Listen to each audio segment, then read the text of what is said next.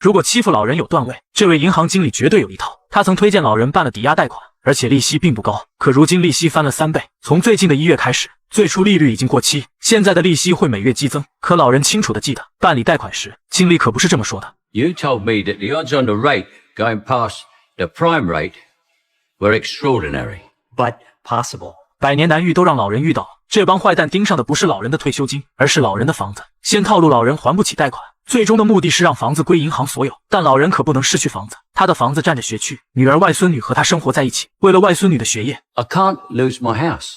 Not to worry, you're on the yellow notice. The red one, it's more weighty. 就在银行经理得意之时，3名绑匪闯进银行，他们的目的很简单，那就是取点钱花花，并且素质极高，钱箱都是自己准备。劫匪让所有人4脚朝天 ，Everybody down！ 老人一肚子火气，他继续和经理理论，可却被劫匪老大听到。Gentlemen, it's best to remain silent. I'm cramping. Relax, please. You can sit up. Hey, no, not you. Pussycat. 出纳员为他们火速装钱，老人递出信封。就在这时，他看到劫匪的纹身，接着递出钱包，可劫匪拒绝了他，并告诉老人 It is a culture's duty to take care of its elderly. Chuck here couldn't give a crap. Chuck.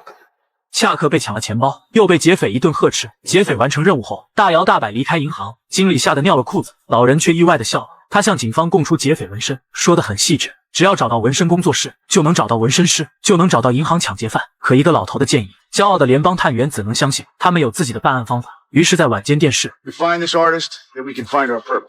It's pretty standard stuff, anyway. Hey, that's what we said.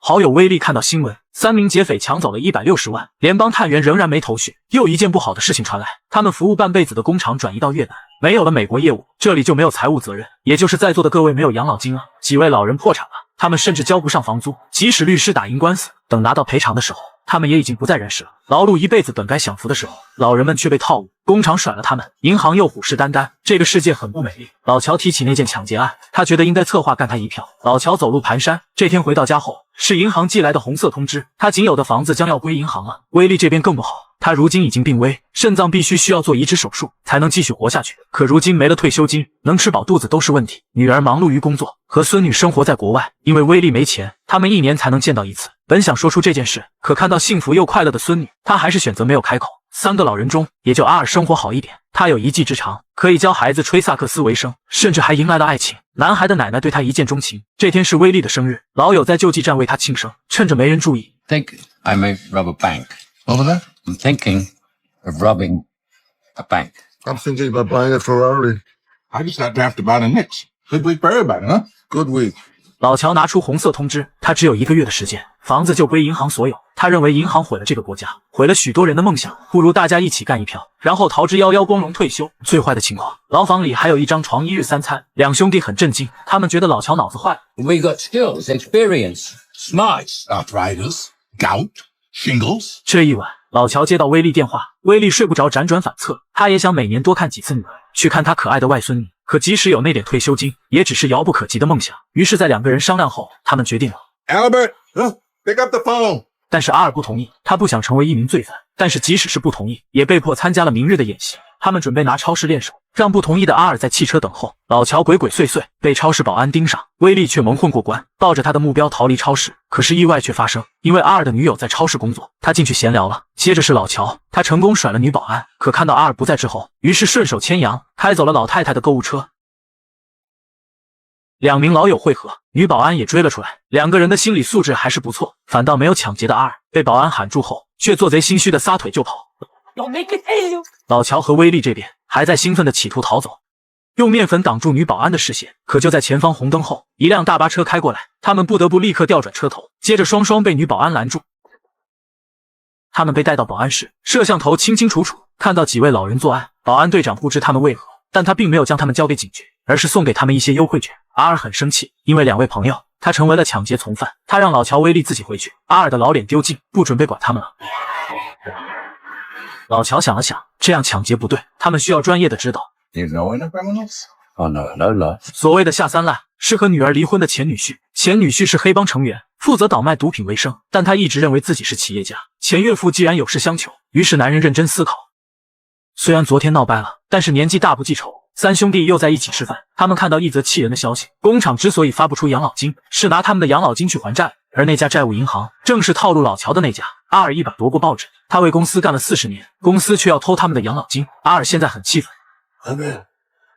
I want to ride that back. 阿尔开着车，拐弯处猛烈挑头，玩的就是心跳。来到一家宠物商店，见到前女婿推荐的黑帮大佬。为了得到大佬的信任，80多岁的老乔猛吸一口。他们承诺，如果事情达成，大佬能拿到1/4；如果失败了，和他毫无关系。可大佬还是难以相信，建议他们最好想明白。Listen, fella, I don't have to take shit from you.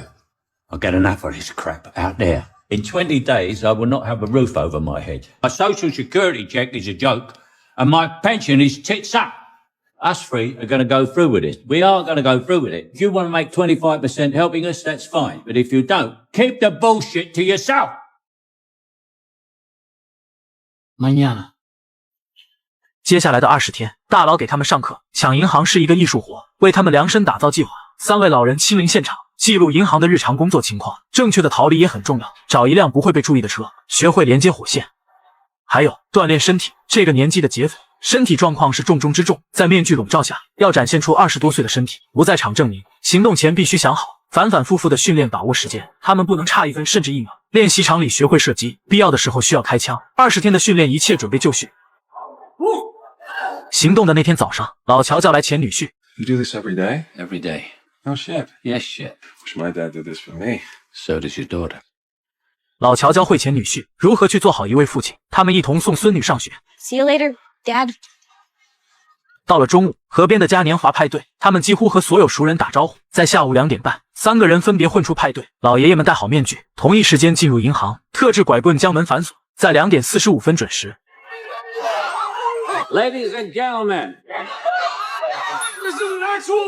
由于是本月第2次被抢，工作人员还是很懂流程。所有出纳员打开抽屉，所有现场人员4脚朝天，出纳员不停地装钱。他们知道劫匪时间紧迫，总之打劫流程双方都很娴熟，但还是有人暗动警报。一位亚裔女孩引劫匪注意，想念外孙女的威力，和她进行短暂交流。可由于戴着面具，她突然呼吸不畅倒在地上。女孩看她不像坏人，为了让劫匪呼吸，竟然去掀开了威力的面具，还好被妈妈阻止。女孩又看到劫匪的手表，上面的背景是一个小女孩。任务基本搞定了，可银行经理却趁机拿枪。银行经理疯了，本来已经坑到了很多钱，而如今的2次抢劫对他的打击实在太大，导致他这次竟没有尿裤子，竟然还敢和劫匪硬刚。可是，一枪都没有击中，而劫匪这边。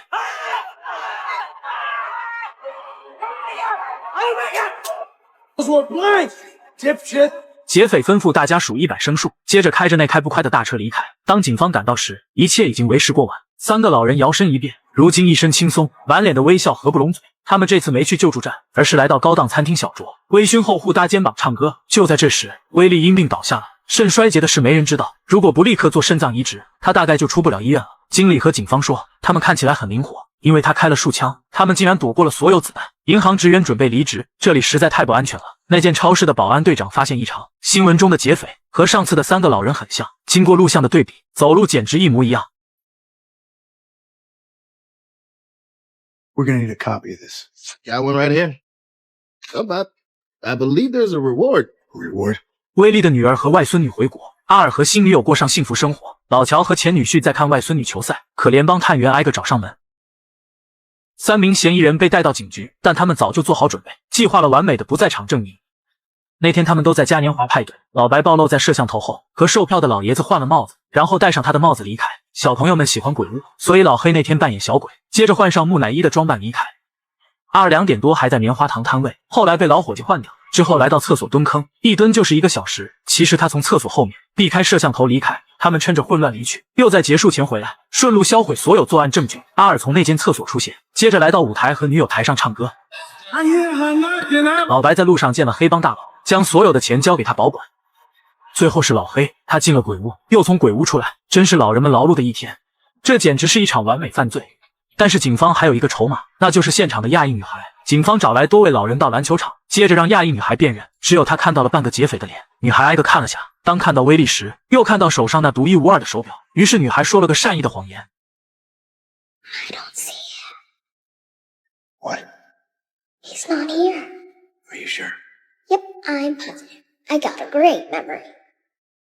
在女孩出门后和威利的孙女相遇，他们相视一笑，因为她正是手表上的女孩，没有任何证据和线索。这场抢劫案就这样结束。这天，老乔见了大佬，大佬带来了小狗，因为老乔曾答应过外孙女送她一只可爱的宠物狗，可只有他们知道，送来的其实不只是狗狗，里面还有他们的账目，100多万的美钞。可他们的对话中，大佬竟没扣下那1/4，因为 It is a culture's duty to take care of its elderly.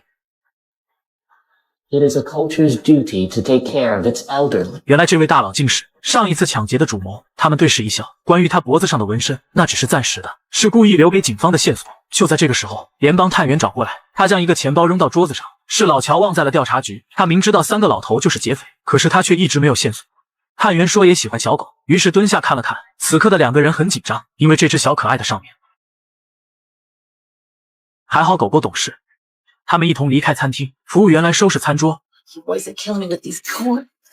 他们光顾这里数多年，在最困境的时候，老妹妹送他们派吃，所以这是报答这位美丽老妹妹。接下去的一天，老人救济站也收到礼物，是2个大大的派，可端起来再看，上面有一张字条，所有的人都有的。威利做了肾脏移植手术，而被移植的正是他的老友阿尔。老乔全额还清了贷款，保住了留给孙女的学区房，如今又恢复到幸福的生活。最后，威利阿尔平安出院，阿尔和安妮也走向婚姻殿堂。